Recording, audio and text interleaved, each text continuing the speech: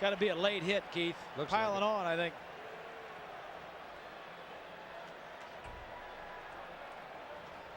Big 12 officials. Randy Crystal, the referee. Dead ball. Personal foul on the defense. It'll be a half the distance penalty with an automatic first down. That hurts Florida State.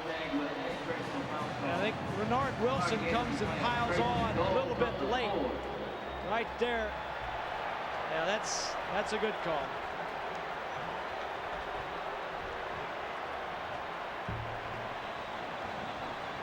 So Fred Taylor is in there again as the running back.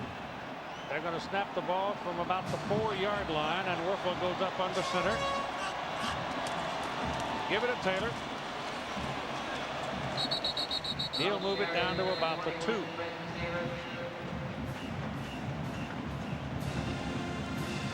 You know, the big fellas in the middle, Wadsworth, Spain, Spires, they've been pretty quiet tonight, Bob. Yes, they have. That offensive line, getting Mo Collins and Zach Pillar back at the tackles, have really done a nice job in that offensive line. Second down and goal from the 2.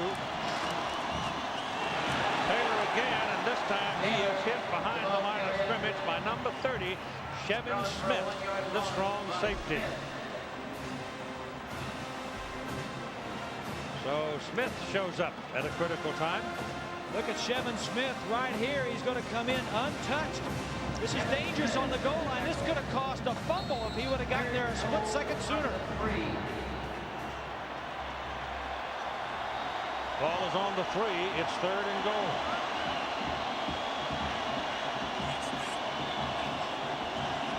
Changing the play. Too much time. Burn the clock.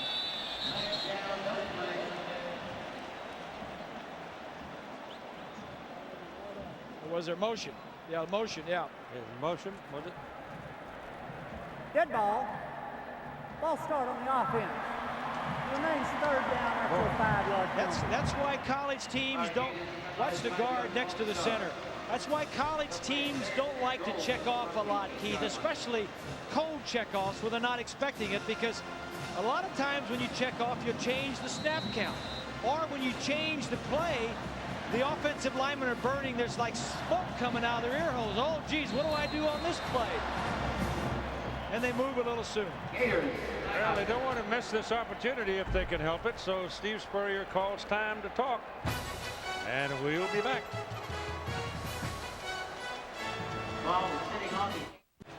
An update on Warrick Dunn. They took him into the locker room to give him fluids by IV, much like a couple of his teammates at halftime, Keith. Trying to get rid of a cramp that has incapacitated him here in the second half of play. So the 5-yard penalty makes it 3rd down, or 3rd and goal from the 8-yard line. And back to the shotgun. Wuerffel's pass, a little quick pop thrown in there, and it is touchdown by Hilliard. That is his 3rd of the night.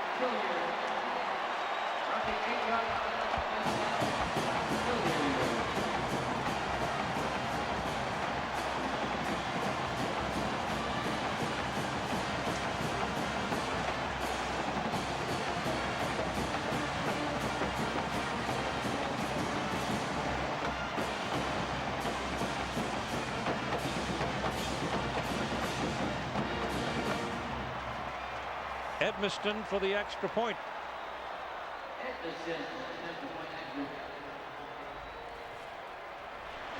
Good.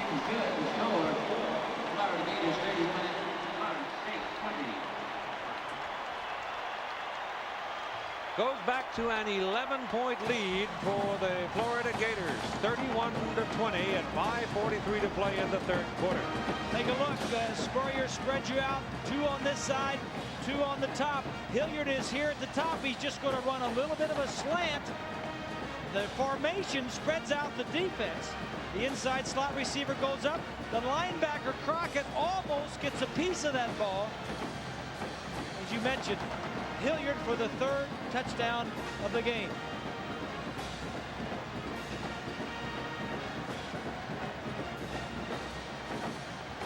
almost. I think that's what Bowden was reacting to on the sideline. Wadsworth, 85, getting there just a second too late. People ask me why he loves it. Took a timeout to get the right play on and barely got it in, he says. People ask me why Danny Wuerffel is so good. Keith, first of all, he makes good decisions. And secondly, he's got a tremendous touch on the football. Forget about mobility, forget about arm strength. He makes good decisions and he's got a great touch. 5-yard line, Peter Warrick.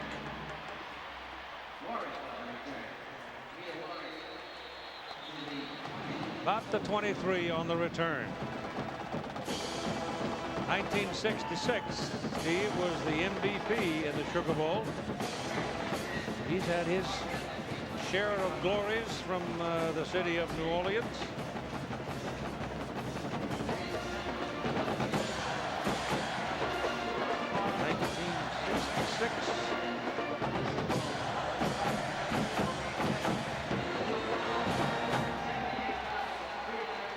Missouri 20, Florida 18. Score of the game.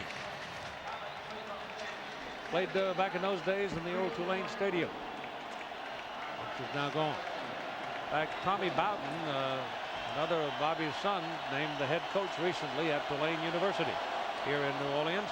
From the 23-yard line, Busby pulls it down and takes off. And does a hook slide and gets it out near the 30. The pros can hook slide and escape punishment. Rule doesn't exist in the college book. So look at starting field position, big in favor of Florida. A lot of that is special teams. College, if you slide, you're down already. You're down already. Yeah, you don't need anybody to touch you. No.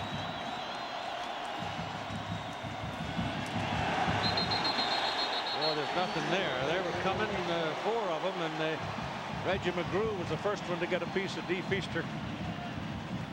And they roll him back some. Bob Stoops, the defensive coordinator, doing a nice job shutting down the running game, taking away the bread and butter of Florida State and forcing Busby to put it in the air. He is an intense young man, isn't he? He's wired. Absorbed. 3rd down now and 4 from the 29. Busby's pass down the middle of the field into double coverage for E.G. Green, and it is incomplete. 2 Gators defending, and so the Seminoles have got to kick it.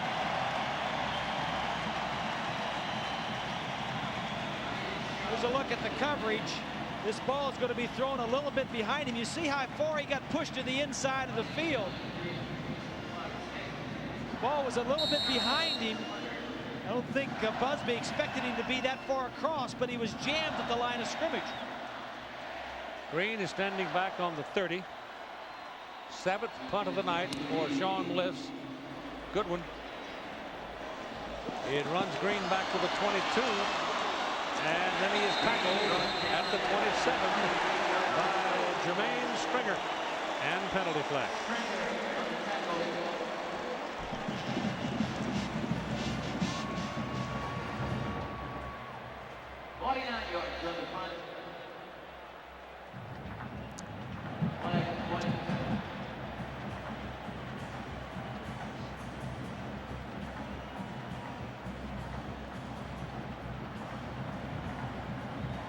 Face mask, 5-yard penalty on the kicking team. Going to be a 1st down. Puts the ball at the 32-yard line for the Gators. 1st down. They lead 31-20 with 4 minutes to play in the 3rd quarter. 13 flags on the Gators for 91 yards. 21 flags all, and that's a pocket full of flags, I want to tell you. And out of the shotgun, hand the ball to Terry Jackson. And he got a quick start. And he runs for what appears to be very close to a 1st down. Monday late night, politically incorrect, starting Bill Maher. Offers first night guests Roseanne Coolio, Ariana Huffington, and G. Gordon Liddy. Politically incorrect, Bill Maher, premiering Monday after Nightline on ABC. They will measure. 3:39 remaining in the third quarter. Here's your attendance for the Nokia Sugar Bowl. It is a new Sugar Bowl record. 78,344. Tickets were a tough ticket, basically. Florida folks, of course, not too far away, and they braved the fog and came. Well, and of course, it's a national championship game, and it's not a cheap ticket either. It's an expensive ticket. Got that right.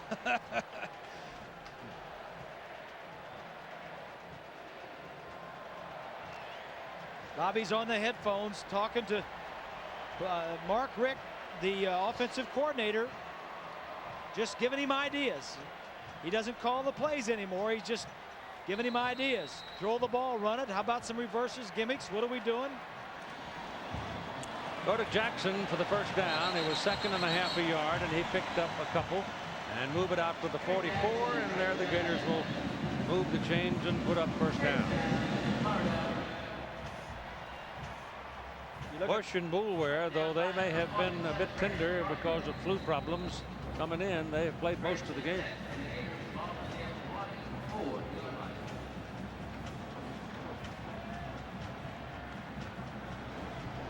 The Gator offensive line, though, has been the big difference I've seen in the ballgame tonight. Really has. This is Jackson and a penalty flag.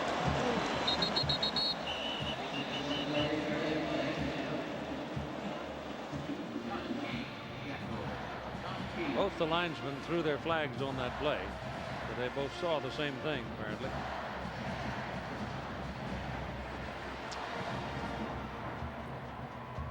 Illegal formation on the offense. Here's Lynn Swann. Thank you, Keith. I'm with Jeff Mitchell, the man who will be starting at center for the Gators. Jeff, big improvement in the offensive line from the last game with Florida State. What makes a difference? You know, the guys are playing great. We got the right schemes on.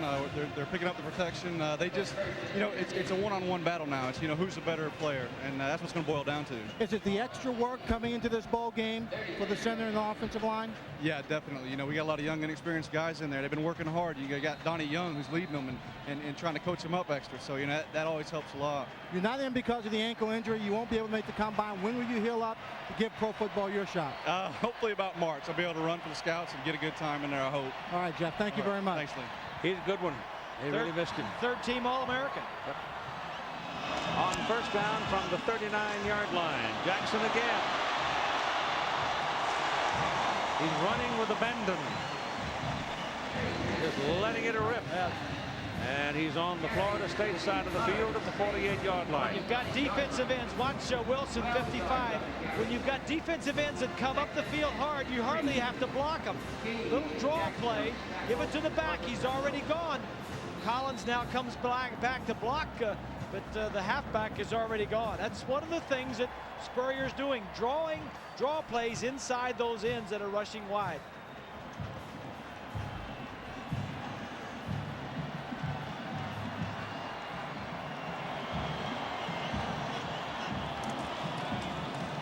Jackson again. He's going to have the first down at the Florida State 45-yard line.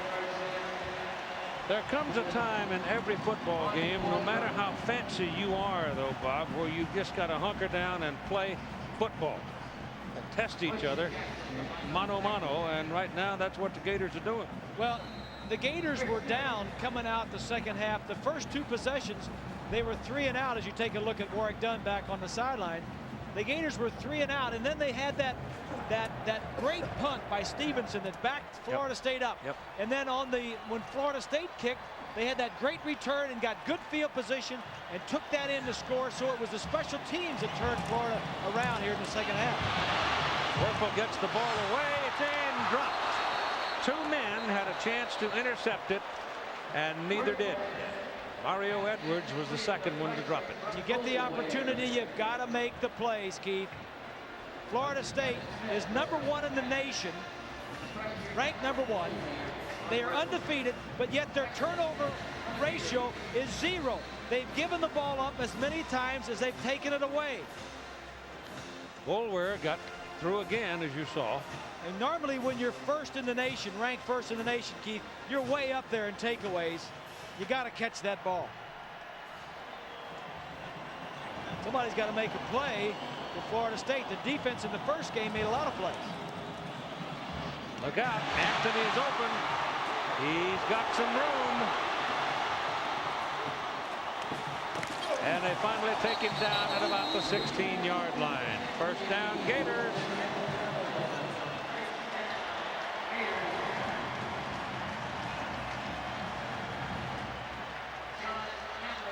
Bobby knows that things are kind of slipping away. Riddell Anthony has caught touchdown passes in 11 consecutive games, an NCAA record this season. Mickey Andrews, whose defense is beleaguered right now, has called the timeout. He does not want the players huddled out on the field. He wants them at the sideline so he can talk to them. You can see they're tired. They just gave up. He just gave up an interception. 2 of his defenders were battling the ball around. Should have picked it off going the other way, and now they're in deep trouble. Little slant. Wuerffel throwing it quick over the linebacker and in front of the defensive backs. That's not an easy throw. Riddell Anthony has caught 11 passes the last 2 games he's played. He caught 11 against Florida State, and he caught 11 against Alabama. A minute 13 left in the third quarter. The Gators at 31-20. They're looking to increase it. And Florida State's defense worn out right now. Join us on America Online for live interactive play-by-play stats of today's game. That's keyword ABC Sports on America Online. Lynn Swan. I'm with John Wuerffel. John, you were telling me you're a little nervous watching your son out there play. Yeah, it's hard not to be nervous, but as they're running the ball like that and running the ball, that makes me less nervous. When you saw the way he played that first game against Florida State, the kind of hits, what was going through your mind as a parent? Oh, that's too many hits. It's too often. You get worried that he's not going to walk away. But he's been getting up every time with a lot of prayers and a lot of weight lifting and making himself as tough as he can, but it scares you. All right, Keith. All right, thank you. John is an Air Force chaplain, and his dad, Dwayne Young, got to wiggling. Donnie Young got to wiggling around a little bit, I think, on that play, and you've got a procedure call coming here. Got a little temper right there to cool down. Ball start on the offense. It remains first down. Donnie Young is the offensive leader in that offensive line. Got a lot of young guys around him. He's a 5th-year senior, all-conference player. He's a finalist for the Outland Award. Tough player. No, don't want to be sassing him too much. 315 pounds. Ball comes back to the 21-yard line now, where it's first down and 15. Cripps, the bottom of the picture. That's 3 wideouts. You got Jackson, you got Green and Anthony, and now they don't like what they've got, and you've got a timeout.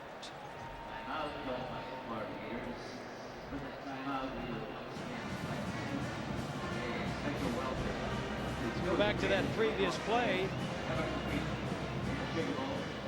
That's a 96 at Spain and Young. They've been going at it all night.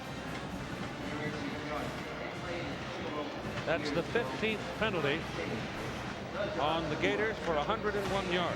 And that 15 penalties ties the Sugar Bowl record held by the Miami Hurricane. Yeah, you guys. Come on, Gators. On the way. Orange and blue. Yeah, #1, Gators. When the helmet comes off, it would seem to me that no matter how severe your case of pique might be, one would be looking for a little solace from his pals. That'd be not the place to hide without my helmet. You're trying to say you're not going to go and get in any arguments, huh? That's right. Wuerffel has found Hilliard 3 times tonight. This kid can really move. He'll be playing on Sunday next year. Well, it's been Anthony up until this point. The previous 2 games, it was the other receiver on the other side. Hilliard was kind of laying in the bushes, but tonight it's Ike Hilliard. The talk is that Anthony's going to come out. Not much has been said about Hilliard, but a game like this, under these circumstances, against a quality opponent, might have some influence. Well, he said the other day, Hilliard, that he was going to stay, but never know. you have to notify the league, the NFL, by January the 10th. They're coming out. 1st and 15 from the 21 now.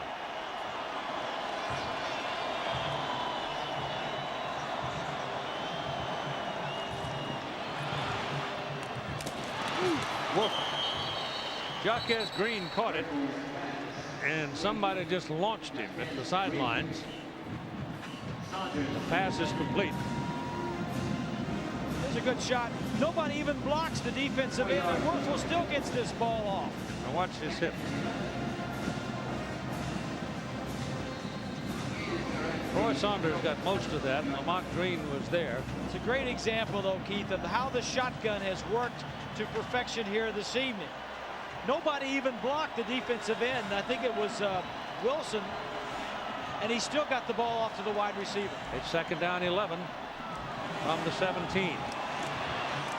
Handed off to Taylor, and the junior from Belle Glade is stopped pretty much along the line of scrimmage. Got 1 yard out of the play. So everything's got kind of ragged down here. Once they got down in door knocking area, it got ragged. 3rd down and 10.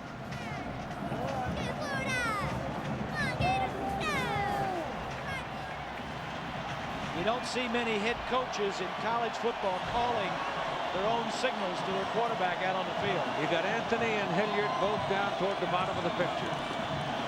Hilliard down the middle. Wuerffel takes off the other way, running for the corner, and he's in there. I think.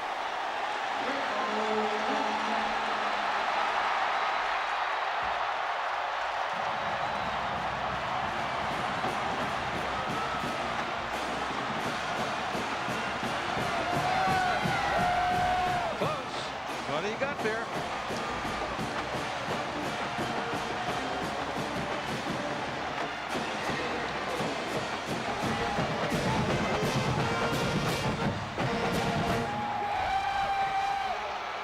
They've been pounding him on it all night. Finally, he just pulled it down and ran as hard as he could and just made it into the corner. And it's Edmiston now for the extra point.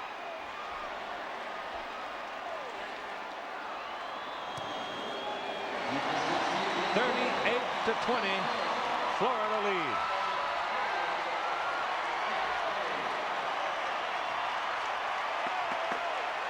At 13 seconds to play in the 3rd quarter. Wuerffel putting on a clinic, Keith. And who better to do it? The Heisman Trophy winner, throwing touchdown passes. And then when it needs to be run in, everything's to the left side. There are no receivers to the right. Now watch as he breaks out to the right side. There's nobody out there. Wuerffel just says, I'll take it in myself. He's looking to our right side. That's where all the receivers are. And when you look that way, you pull all the defenders that way. There is nothing back to our left side, and he just gets it in. Kevin Smith back there and Darrell Bush looked upfield, and they were almost a full step late getting started when they said, what? Danny Wuerffel is running? And he scored.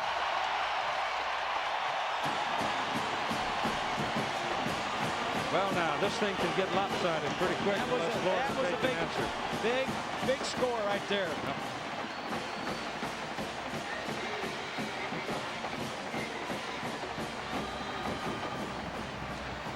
13 seconds to play in the third quarter. Matt Teague will kick off to Peter Warwick and Dee Feaster.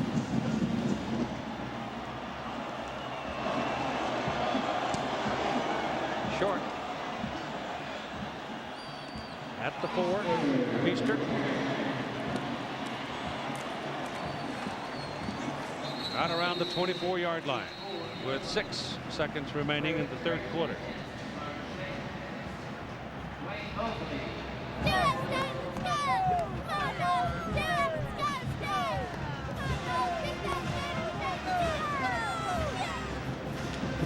One of the biggest surprises of the entire postseason was Stanford's lopsided win over Michigan State. I was surprised. Yep.